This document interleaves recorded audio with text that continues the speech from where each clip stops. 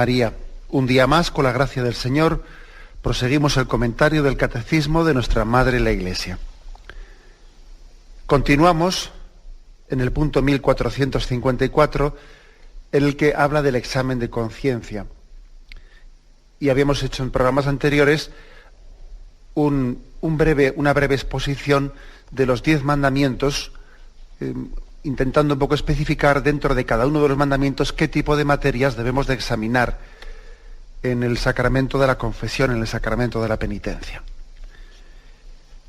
Creo que es bueno subrayar el hecho de que aquí el catecismo habla del examen de conciencia dentro de la contrición. Y yo creo que también tiene una razón de ser esto. Y la razón de ser es que no tenemos que pensar que el examen de conciencia es una etapa previa a la contrición. Generalmente cuando el Espíritu Santo da luz para ver nuestros pecados, ya está dando ya la contrición. No tenemos que pensar que sean cronológicamente dos etapas distintas. Lo lógico suele ser que al mismo tiempo que tenemos luz para hacer el examen de conciencia, para ver lo que hemos hecho mal, al mismo tiempo ya se suscita en nosotros la contrición, el dolor de los pecados. Por eso incluye el catecismo el examen de conciencia en el apartado de la contrición. Cuanto más arrepentimiento tiene una persona, cuanto tiene un corazón más contrito y humillado, más luz tiene para ver sus pecados. Y cuanto más luz tiene para ver sus pecados, más contrición tiene. No se trata pues únicamente de ver nuestra vida, juzgarla a modo de un espectador que ve fríamente las cosas. No, las ve desde los ojos de Dios. Las ve entendiendo en qué hemos fallado al plan de Dios, a esa voluntad salvífica de Dios. Luego, tener luz para ver nuestros pecados, pues es lo lógico, ¿no? Pues es que esté íntimamente unido a tener una profunda contrición, un dolor de los pecados y un propósito de enmienda. Bien, habíamos dejado el examen de conciencia con el 6º y 9º mandamiento en torno al examen sobre la pureza y sobre la castidad. Y vamos a entrarnos en el 7º mandamiento, el mandamiento del no robarás. ¿Qué tipo de aspectos en el examen de conciencia pues deben de ser un poco pues puestos en presencia de Dios en este 7º mandamiento? Bueno, hay un aspecto que es muy evidente, ¿no? Pues que es el del robar, el apropiarse indebidamente pues de lo que no es nuestro. Siendo así, las cosas como son, siendo así que hoy en día tenemos pues unas formas también muy sofisticadas de robar, que no son únicamente pegar el tirón al bolso, sino que hay muchas formas de robar, que pueden ser fraudes, sobornos, salarios injustos, y toda una forma pues, de esta economía globalizada actual, en la que podemos estar pecando, ¿no? de cometer graves injusticias contra el 7º mandamiento, bueno, pues teóricamente con guante blanco. Con guante blanco. El 7º mandamiento de no robarás exige, por supuesto que exige, ¿no? Y en su momento también, cuando entremos en estos aspectos de la moral en el catecismo, lo intentaremos pues, especificarlo más, pero exige un discernimiento sobre si todo lo que hoy en día, ¿no? Pues se entiende como una economía moderna, globalizada, etcétera, la forma de hacer las cosas, la cantidad de tentaciones que pueden existir por el camino, que en el fondo esconden pues la tentación de siempre, la del robar. Vamos a ser claros, ¿eh? ¿Se puede robar con guante blanco? Pues sí, pues claro que se puede robar con guante blanco. Igual que decíamos que también hoy en día hay mucho asesinato de guante blanco, de guante blanco y de bata blanca, pues también existe mucho robo de guante blanco, con formas sofisticadas, pero en el fondo cometiendo injusticias que evidentemente alguien las tiene que pagar, porque claro, nadie se hace rico a costa de nadie, siempre se hace uno rico a costa de alguien, ¿eh? Los bienes, según cómo se repartan, tienen que ser en detrimento de alguien. Bueno, pues eso, por lo tanto, debe de ser motivo de reflexión, porque sabéis que la doctrina social de la Iglesia, que tiene raíces antiquísimas en los santos padres, pues subrayó muchísimo el deber de justicia, el deber de solidaridad. Detrás de un no robarás hay una doctrina cristiana, una doctrina católica que es muy evidente, y es nuestro compromiso, nuestra responsabilidad en favor del bien común de los demás. Aquí no vale decir, allá cada uno con lo suyo, yo a lo mío, esto es mío. No cabe escudarse en eso, porque Dios nos ha dado una vocación de comunión, y aquí nadie se salva a él solo, como si fuese pues un Robinson Crusoe en una isla aislada. No, eso es falso. Es tan falso como cuando Caín le dice a Yahvé: ¿acaso soy yo el guardián de mi hermano? Como queriendo quitarse de encima el tipo de responsabilidad que puede tener él hacia su hermano. Pues claro que eres el guardián de tu hermano, y no únicamente en lo que se refiere a cuidar su vida, sino también a cuidar pues sus derechos de justicia y el destino común, que en favor del bien común que tienen todos los bienes que Dios ha puesto a nuestra disposición.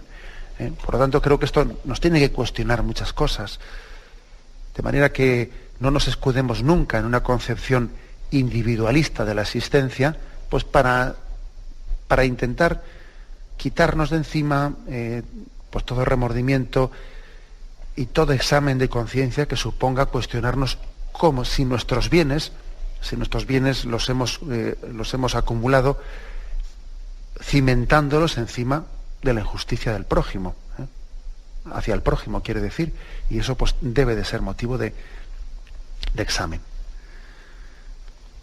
Incluso en la misma Sagrada Escritura podríamos sacar montones, que llegado el momento lo haremos, ¿no? Montones de citas en las que se habla de cómo la injusticia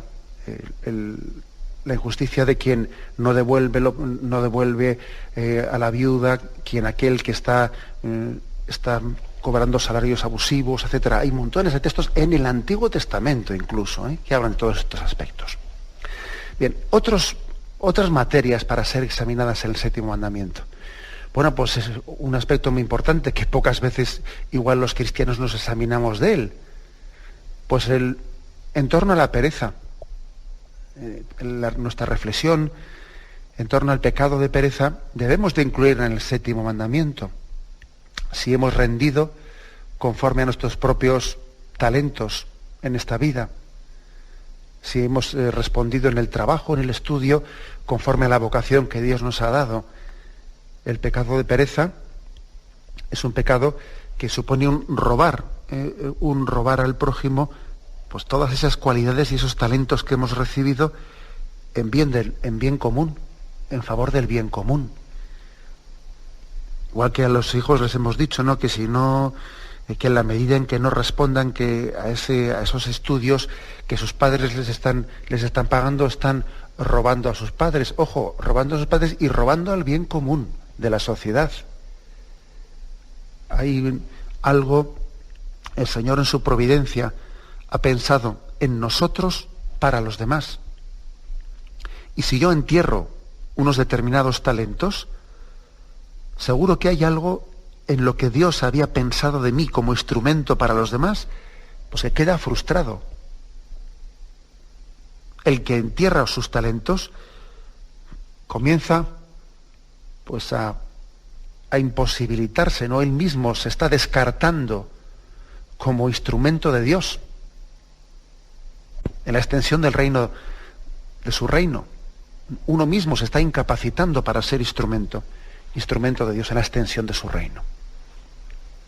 Bien, este es por lo tanto un aspecto importante en nuestro examen, hacia el cual solemos ser bastante ciegos, pues por aquello de que siempre nos escudamos en yo ni robo ni mato, bueno, yo ni robo ni mato, y al mismo tiempo quizás entierro mis talentos. Otro aspecto importante en el séptimo mandamiento debemos de reflexionar: si hemos renunciado a los ideales de justicia limitándonos a buscar nuestro bienestar. A veces pensamos que eso de los ideales de justicia pues es propio de un idealismo de adolescente, ¿no? Y el adolescente pues sí tiene sus ideales, le gustaría un mundo más justo, y luego pues bueno, pues va creciendo, y el momento en que comienza a instalarse en la vida, se va aburguesando y recuerda aquellos ideales que tuvo, aquellos ideales que quería hacer un mundo más justo, que estaba pensando pues que le gustaría ir al tercer mundo y cosas por el estilo, ¿no? Dice, bueno, aquellos fueron sueños, aquellos eran sueños de adolescente, pero luego cada uno aterriza en la vida, y al aterrizar en la vida pues se da cuenta que aquí hay una competitividad muy grande y que cada uno tiene que ir ya pensando en su futuro, etcétera, etcétera, etcétera. Ojo, ¿no? Ojo, porque es verdad que, bueno, no vamos a negar que hay una edad más propia del idealismo, pero es que eso de que nos justifiquemos porque las responsabilidades de la vida luego tienen que llevarte a dejar de soñar. ¿Cómo que dejar de soñar? ¿Acaso el deseo de que el mundo sea más justo es un sueño? ¿Es un idealismo desencarnado? Creo que fácilmente uno puede vender sus ideales por un plato de lentejas, ¿no? Y en vez de un plato de lentejas, pues puede ser un coche bueno, pues puede ser un chalete no sé dónde. Verdaderamente tenemos que mantener el espíritu, la llama de un cierto inconformismo encendida siempre. Fijaros que dice la Sagrada Escritura, y no os ajustéis a este mundo, sino transformaos por la renovación del espíritu, por la renovación de la mente, ¿no? Conforme al Espíritu de Cristo. Y no os ajustéis a este mundo. Con lo cual eso que a veces se dice, es que es un idealista, es un soñador, creo que forma parte del espíritu cristiano, pues una inconformidad con los valores materialistas y con una visión de la existencia meramente aburguesada. En nuestra propia sensibilidad incluso debe de estar impregnado en nosotros un no querer casarnos con estos horizontes tan cortos, con los horizontes de que ande yo caliente y ríase la gente, ¿no? Tener una capacidad crítica frente a una sociedad que está a veces anestesiando, adormilando, por los ideales del hombre a costa de un plato de lentejas y de que sienta la cuenta corriente bien surtida y que tenga pues la ilusión de poner una casa nueva, de ver si cojo el siguiente coche, y ideales, ¿no? Y que esto sustituya sus ideales en la vida. Por eso creo que en el séptimo mandamiento tenemos que examinarnos si nos hemos conformado a esta vida, si hemos sustituido, si hemos prostituido nuestros ideales de justicia, pues sencillamente por el vivir bien. También creo que en el séptimo mandamiento debemos de examinarnos un poco como una aplicación concreta de lo anterior, pues si hemos tenido gastos superfluos, innecesarios, muchos gastos lujosos, en la forma de, en la forma de administrarnos, en la forma de vestir, en la forma de organizar la vida, en el juego, en el lujo, en las vacaciones. Hay muchas formas, ¿no?, de administrarse en la vida, y por supuesto que debe de formar parte del espíritu cristiano pues un espíritu de austeridad. Ya sabemos que después, según la vocación que Dios le dé a cada uno, pues no todo el mundo tiene el voto de pobreza. Pero sí todo el mundo, sí todos los cristianos tienen el consejo evangélico de la pobreza. No lo tendrán todos como voto, pero sí todos tienen ese espíritu recibido en el bautismo, el espíritu de Cristo, el espíritu de pobreza. Con lo cual, no vale decir es que yo no soy monja, ¿no? No vale decir eso. En la forma de gastar, en la forma de ahorrar, en la forma de administrar nuestros bienes materiales, en todos ellos, en todos y cada uno de los cristianos, debe también incluirse en nuestro examen de conciencia el yo, cómo utilizo todos los bienes que Dios ha puesto en nuestras manos, ¿no? Cómo administro la caridad,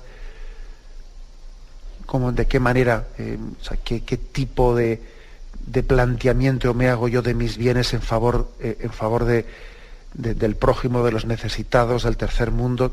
Todo eso tiene que estar incluido, ¿no? En esa concepción de que Dios ha puesto en mis manos unos talentos y yo tengo la grandísima responsabilidad de ver cómo hago fructificar esos talentos que Dios ha puesto en mis manos. El séptimo mandamiento, por lo tanto, ¿no? Yo lo resumiría de esta manera: el que hagamos un examen de conciencia delante de Dios, rompiendo completamente con esa visión individualista, egocéntrica, como si mi examen de conciencia fuese un mí en el que es yo conmigo, y siendo totalmente inconsciente de que el plan que Dios tiene para con cada uno de nosotros es un plan comunitario, en el que cada uno de nosotros somos instrumento de extensión del reino de Dios. Y tenemos que ser signo del amor de Dios para los demás, y que a través nuestro muchas personas conozcan que Dios les ama por los signos concretos que hacemos, por los signos de solidaridad, por los signos de caridad, por los signos de justicia, ¿no? Estamos llamados también a que el mundo conozca que Dios le ama a través de esos signos que Dios quiere llevar al prójimo a través de nosotros. La Madre Teresa de Calcuta, ella en esa inspiración que ella tuvo, en la que el Señor le llevó a dejar la Orden de Loreto y a fundar pues esa congregación fundada por ella, ¿no? La de las Hermanas de las Hijas de la Caridad, pues ella llega a decir, como intuición espiritual, llega a decir que el Señor le pidió: llévame a los pobres, llévame. Necesito a alguien que me lleve, necesito a alguien que haga un signo, que me visibilice a mí delante de ellos. Esto es la importancia y la responsabilidad tan grande del séptimo mandamiento, ¿no? Que no se termina, no se agota en el no robarás, sino que nos está incluso llamando, nos está impeliendo, ¿no? Pues a que seamos signo vivo del amor de Dios delante del prójimo. Hacemos un momento de reflexión y continuamos con el siguiente mandamiento.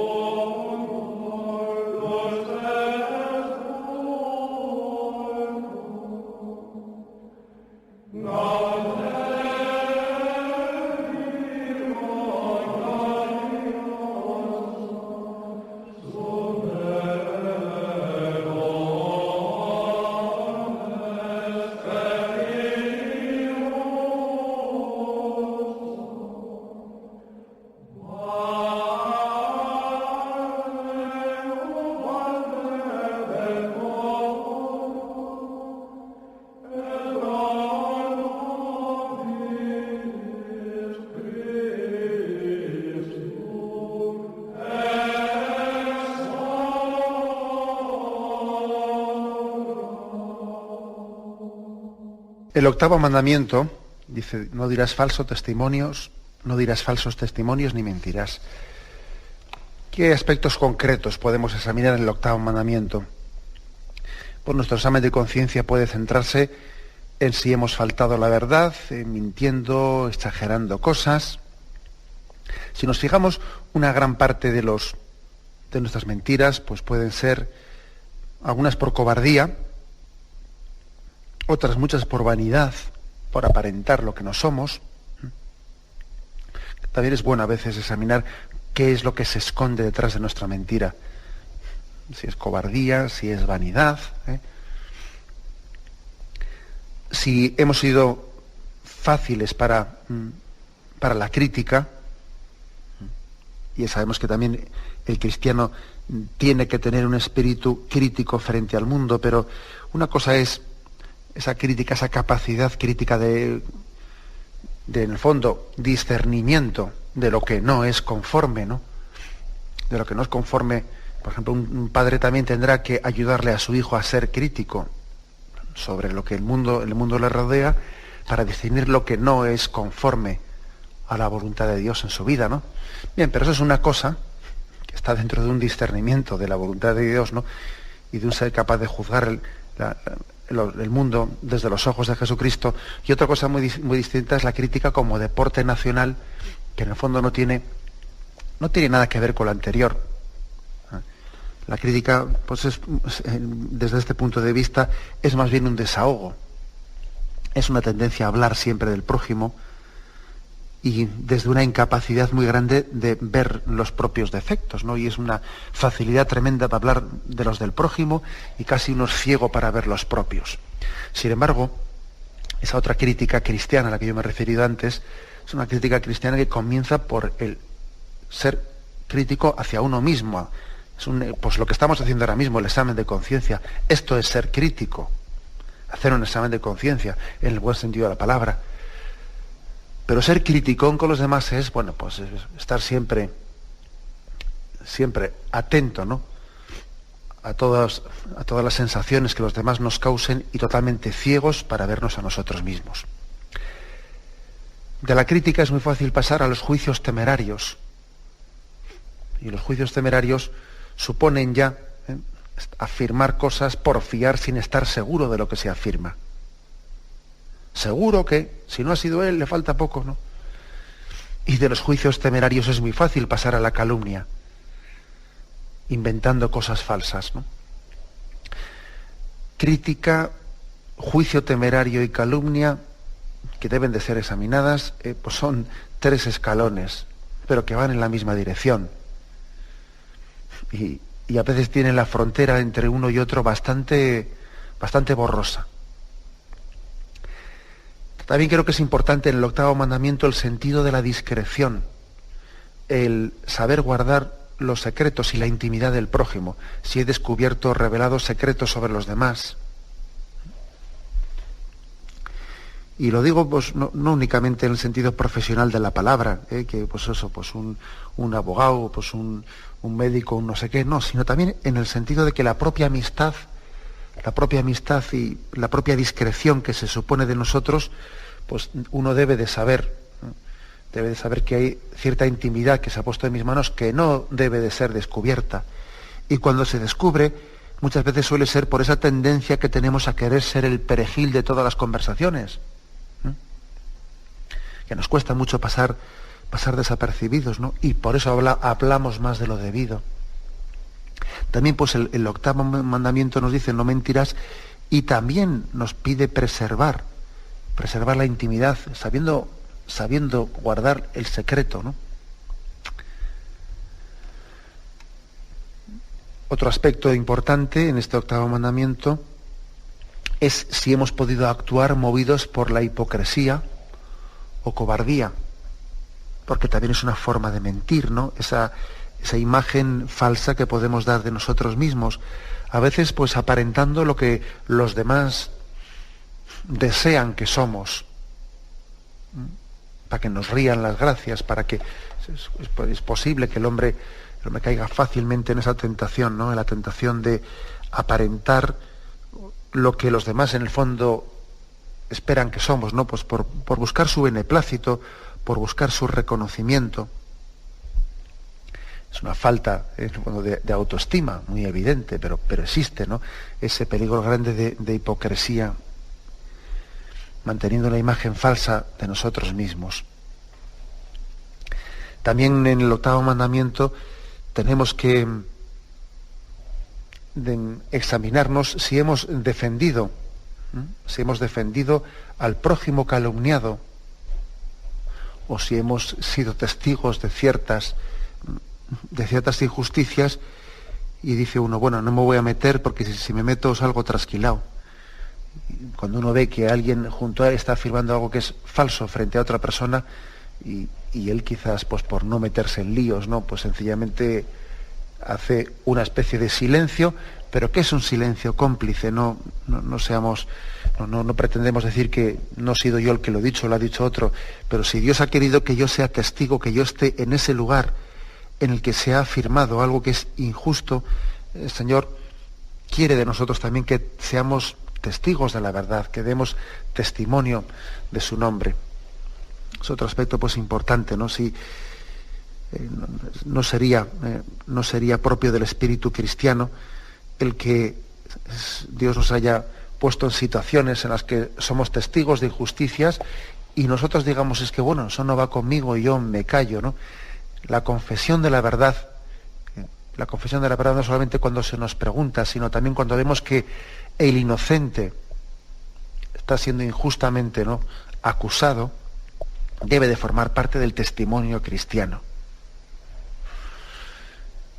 También debe de entrar dentro del examen del octavo mandamiento, pues otros aspectos referidos a la vanidad. A la vanidad, porque en el fondo la vanidad pues es una mentira, es una vanagloria, es un robarle a Dios pues su gloria, y es un pretender atraer hacia nosotros las miradas, la atención, por aspectos en los que nosotros estamos siendo engañados, porque sencillamente supone un sentirnos el ombligo del mundo. El vanidoso tiende a pensar que todo el mundo centra en él sus ojos, tiene una cosmovisión en la que en vez de dar gloria a Dios y en vez de procurar que todos los ojos se centren en lo que es la verdad y la justicia, pretende ser él, ¿no?, en una concepción verdaderamente corta y limitada de la existencia, pretende ser él el centro de atención, el que la traiga, etc.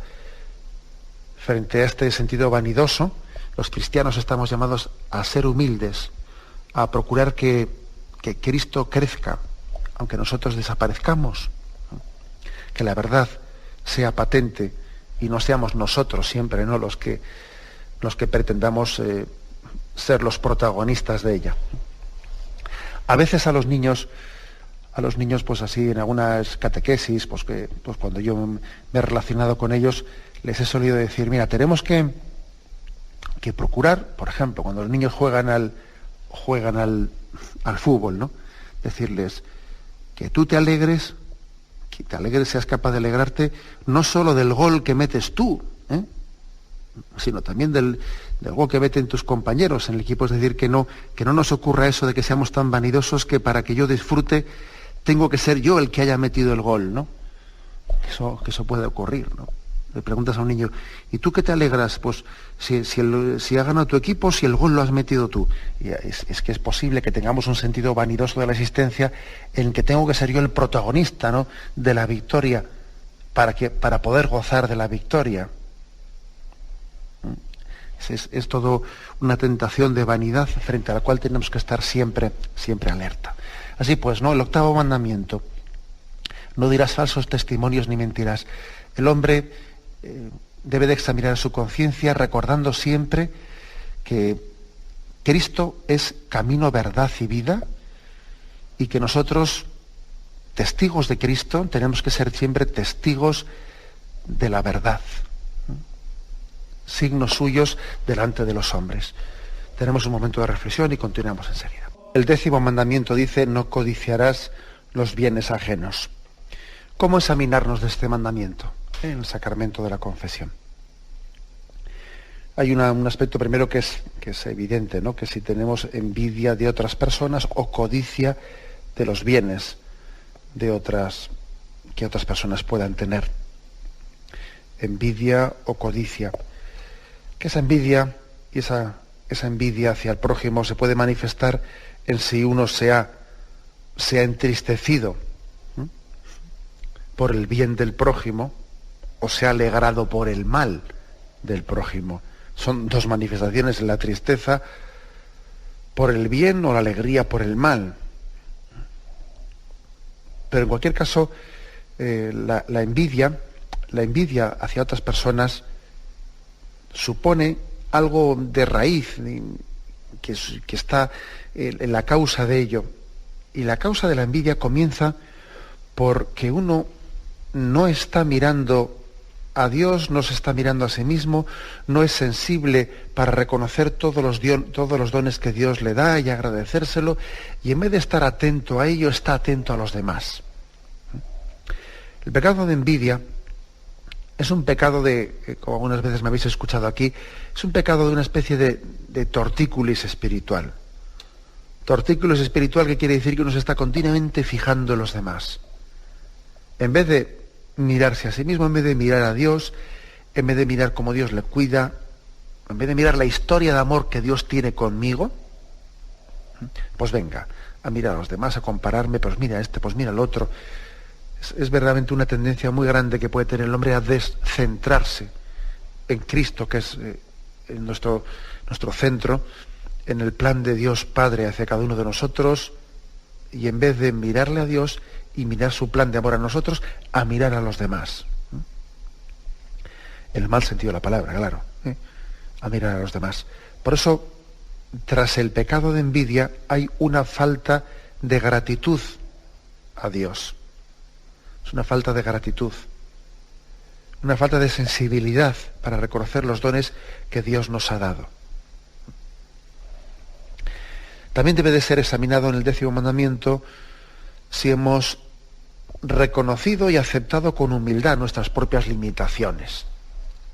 Uno agradece a Dios todos los dones y también reconoce, porque creo que es bueno reconocer las limitaciones y aceptarlas, ¿no?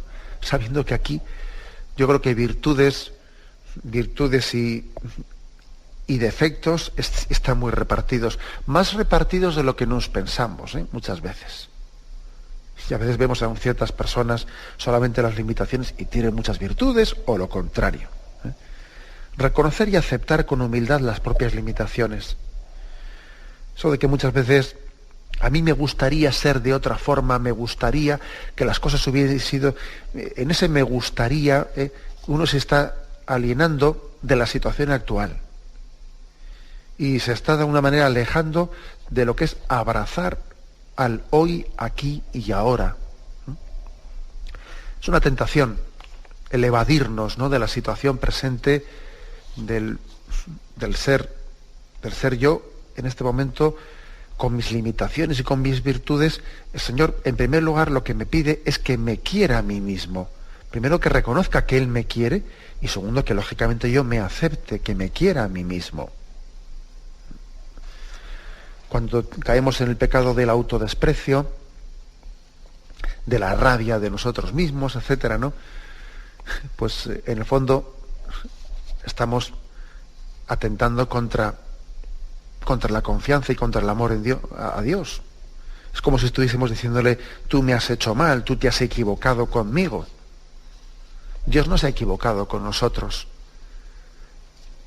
Es más, para que el hombre pueda ser santo, para que el hombre llegue a ser lo que Dios espera de él que sea, lo primero que tiene que hacer es empezar por aceptarse a sí mismo y quererse tal y como está en el momento presente. Y a partir de aquí ir creciendo conforme al plan de Dios. Hoy en día pues existe toda una tendencia que puede parecer totalmente contradictoria, pero que ocurre al mismo tiempo. Ocurre al mismo tiempo que alguien sea presuntuoso y al mismo tiempo se desprecia a sí mismo. Pero hombre, ¿cómo es posible las dos cosas? Pues las dos cosas ocurren al mismo tiempo. Que igual pues una persona vive un aparentar y una soberbia de presentarse ante los demás como si él fuese no sé qué, ¿no?, queriendo ser vanidosamente estimado y que todos los ojos se centren en él, etcétera, etcétera, y luego, en cuanto que se queda solo, se desploma y tiene como asco y rabia de sí mismo. Las dos cosas ocurren, la presunción y la desesperación. Parecen pecados opuestos, sí, pero muchas veces los extremos se unen. Y la presunción y la desesperación se pueden dar en la misma persona, pues con una diferencia de minutos o de horas o de días, ¿no? Momentos de presunción y momentos de desesperación. ¿Por qué? Pues porque tanto el presuntuoso como ese que está desesperado ha comenzado por olvidar lo que es básico, que es el reconocimiento de que todos los dones los hemos recibido de Dios y que no los poseemos, sino que se nos han dado en depósito para el servicio del prójimo, para el servicio de los demás. Y que no es cuestión de estar mirando quién tiene cuántos talentos, tú tienes tantos, no, sencillamente los que Dios te ha dado, agradécelos y ponlos al servicio de los demás. No vaya a ser que ocupado y distraído en cuántos tienen los demás, tú dejes de utilizar y emplear los tuyos para mayor gloria de Dios. ¿De qué más aspectos podemos examinarnos, ¿no? En el 10º mandamiento, el no codiciarás los bienes ajenos, en ese no tener envidia, no tener codicia. Pues fijaros un aspecto importante, que es el no dejarnos llevar por el pesimismo y la tristeza en nuestra forma de ver la existencia, porque está muy ligado al anterior, ¿no? Yo creo que el 10º mandamiento, en el fondo, casi empalma con el primero. Cuando estamos terminando el examen de conciencia, empalmamos con el primer mandamiento, que es decir, mira, confía en Dios por encima de todo. Dios es tu Padre, Dios te ama, Dios te quiere, confía en Él, confía plenamente en los talentos que Él te ha dado, confía en Él y no te dejes arrastrar por la tentación de la tristeza, del pesimismo. Fuera de ti tal tentación, que es tentación, ojo, es tentación. A veces esa tendencia al pesimismo y a la tristeza, pues parece que la pretendemos disfrazar de humildad, ¿no? De una actitud así, humildita, triste, pesimista. No, eso no es humildad, eso es tentación. Eso es una tentación clara y evidente, ¿no? Porque en el fondo, tras esa tristeza, tras ese pesimismo, ¿qué es lo que se esconde? Pues lo que se esconde es el no reconocer los dones de Dios, no ser agradecido, no aceptarnos a nosotros mismos como somos, no aceptarnos con esos talentos que Dios nos ha dado, con ese proyecto. O sea, detrás de esas tristezas se esconde todo eso. Luego tenemos que rechazarlas con contundencia, ¿no? Con contundencia. Ese tipo de tentaciones de tristeza, de pesimismo. En consecuencia, ¿no? El 10º mandamiento, el no codiciarás los bienes ajenos, tenemos que examinarlo. Bien, está muy ligado con el 7º mandamiento, porque sabemos que detrás del robar hay una codicia, pero no tenemos que pensarlo únicamente en el sentido de los bienes materiales, sino también en el sentido de las envidias personales. No únicamente se puede codiciar los bienes materiales, sino también se envidian las cualidades personales, la forma de hacerse presente en la vida, etcétera, etcétera. Entonces yo creo que las envidias pueden ser todavía peores que las codicias. También fijaros, creo que en este mandamiento puede ser motivo de examen el tema de los celos. Es otra forma de envidia, aunque es algo distinto. Estamos llamados a amar con libertad, como Dios nos ama a nosotros. Dios nos ama libremente. Dios nos ama y en ese acto de amor respeta nuestra libertad. Dios no nos ama con un amor posesivo. Porque cuando alguien ama con amor posesivo, es un amor que no se fía de la persona amada, ¿no? Le ama no para su bien, sino para el propio. Te amo para mí. Y eso no es amarte verdaderamente, eso es utilizarte. Cuando alguien ama posesivamente, ama celosamente, en el fondo utiliza a la otra persona como un instrumento para el propio bienestar, ¿no? Ese no es el amor de Dios. Dios ama siempre para hacer crecer al hombre, para que el hombre amplíe sus horizontes. También tenemos que hacer ese examen no solo de las codicias y de las envidias, sino también de los celos, que es una forma de amor, pues podríamos llamarla sencillamente enfermiza. Enfermiza porque es pretender que todo gire en torno a nuestro ego, todo gire en torno a nuestros miedos, todo gire un poco en torno a afirmarnos a nosotros mismos. Mientras que la felicidad del hombre consiste en utilizarlo todo para la gloria de Dios,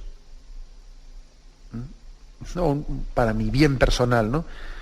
Que al fin y al cabo la gloria de Dios es mi bien personal, pero ciertamente cuando cuando nos olvidamos de que el hombre solamente en el olvido de sí mismo es cuando alcanza su plenitud, pues vamos mal. En definitiva, ¿no? Y terminamos así el breve examen de conciencia.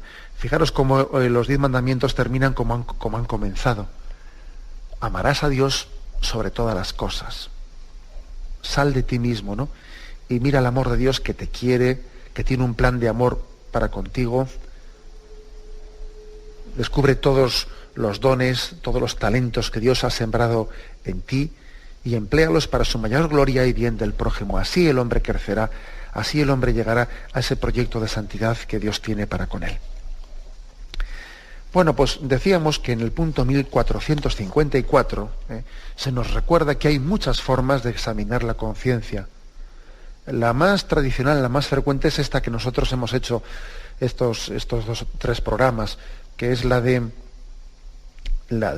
seguir los mandamientos, viendo dentro de cada uno de ellos qué tipo de materias deben de ser examinadas, ¿no?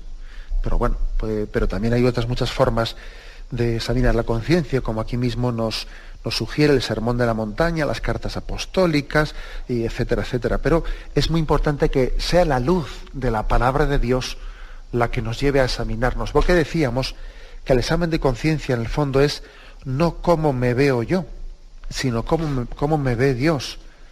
Es pedir la luz del Espíritu Santo para vernos, para ver nuestra vida a la luz de Dios. Bien, pues adelante. Vamos a concluir el programa de hoy y lo hacemos con la bendición de Dios Todopoderoso, Padre, Hijo y Espíritu Santo, descienda sobre vosotros. Alabado sea Jesucristo.